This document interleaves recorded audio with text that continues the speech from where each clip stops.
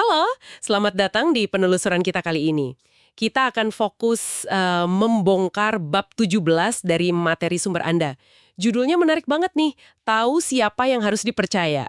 Pernah Kang Anda merasa bimbang gitu, ini orang ngasih saran tulus atau lagi coba membujuk buat kepentingannya sendiri, kayak cerita ibu si penulis itu loh yang tiba-tiba beli meja biliar buat ayahnya padahal jelas-jelas nggak mau kan? Nah, misi kita hari ini kita mau mengasah detektor persuasi Anda. Jadi semacam alat gitu buat menilai seberapa bisa dipercaya seseorang. Tepat sekali. Intinya, kita bakal belajar nilai etos ya. Karakter si pembujuk lah gampangnya.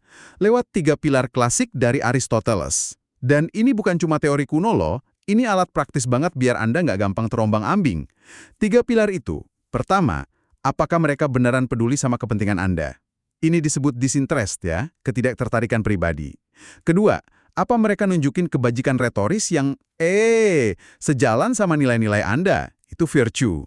Dan ketiga, mereka punya nggak kebijaksanaan praktis atau phronesis buat situasi spesifik yang lagi Anda hadapi? Oke, mari kita bedah satu-satu deh. Mulai dari yang pertama tadi, mendeteksi kepentingan tersembunyi atau disinterest. Ingat penjual meja biliar tadi kan? Pas ditanya ini meja sebenarnya buat siapa, dia malah ngelak. Nah, itu dia. Sinyal pertama. Kuncinya berarti apakah kebutuhan si pembujuk ini sejalan gitu sama kebutuhan Anda. Betul. Ini bisa kita sebut tes kebutuhan. Kalau jelas ada benturan kepentingan, wah, harus hati-hati. Ada lagi nih, tes pertanyaan yang dielak. Kalau orang menghindar pas ditanya, siapa sih yang paling untung dari pilihan ini? Kayak si penjual tadi ya. Iya, persis. Itu udah lampu kuning.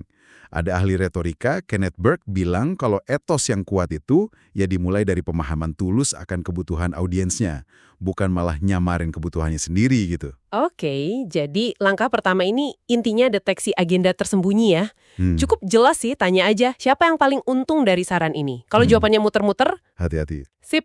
Nah, pilar kedua, kebajikan retoris. Ini maksudnya bukan soal orang itu baik tanpa celah gitu kan? Bukan itu. Tapi lebih ke gimana ya? Cara mereka ngomong atau berargumen itu terasa ngehargai nilai-nilai yang Anda anggap penting gitu. Tepat. Kebajikan retoris itu soal nunjukin keselarasan nilai sama audiens. Orang yang pinter persuasi biasanya bakal ngempatin diri atau argumennya di titik tengah, di sweet spot antara dua ekstrim. Kenapa? Ya karena kebanyakan orang nyaman di situ, di area moderat.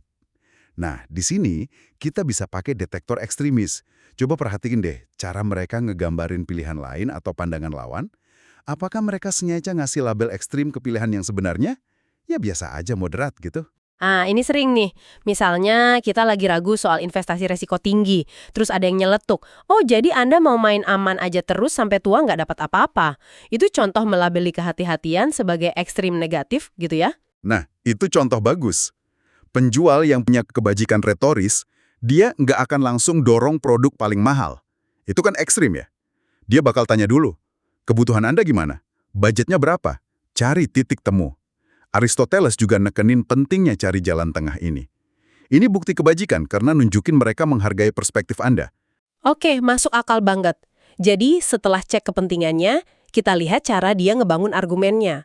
Adil nggak? Ngehargai nilai kita nggak? Terakhir nih, pilar ketiga, pronesis, kebijaksanaan praktis. Ini bagian seru nih. Maksudnya apa sih? Apa mereka cuma pinter ngomong doang atau beneran ngerti lapangan? Persis. Phronesis itu lebih dari sekedar tahu teori dari buku.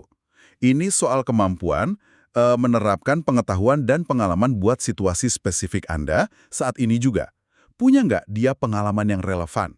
Solusi yang dia tawarin itu rasanya klik nggak sama konteks Anda? Ada 2 filter nih yang bisa kita pakai. Pertama, filter tergantung. Filter tergantung maksudnya? Gini, solusi yang dia kasih itu satu resep buat semua orang, atau dia ngakuin kalau solusi terbaik itu seringnya ya tergantung detail situasi Anda. Oh, jadi kalau ada yang kasih nasihat finansial tapi nggak nanya-nanya dulu kondisi keuangan Anda secara spesifik, itu tanda kurangnya phronesis. Tepat sekali. Filter kedua itu kemampuan susungin. Ini istilah dari sumbernya. Artinya kemampuan nangkep inti masalah Anda yang sebenarnya. Bahkan hal-hal yang mungkin nggak Anda bilang langsung. Oh, wah, dalam juga ya. Iya. Ini yang bedain orang yang kaku, ikut aturan, sama orang yang fleksibel. Bisa improvisasi dan benar-benar ngerasain denyut masalah Anda. Mereka punya craft, keahlian praktis, bukan cuma book smarts. Paham, paham. Jadi ini soal keahlian praktis yang pas dan kemampuan baca situasi unik Anda. Oke deh, kita rangkum yuk. Jadi, ada 3 detektor persuasi utama dari bab 17 ini buat menilai kepercayaan. Pertama, cek kepentingan mereka.